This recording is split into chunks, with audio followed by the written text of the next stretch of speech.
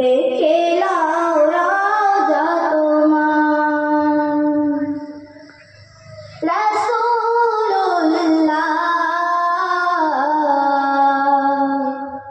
কি উপায় হবে আমার ওই মদিনার পথের ধুলি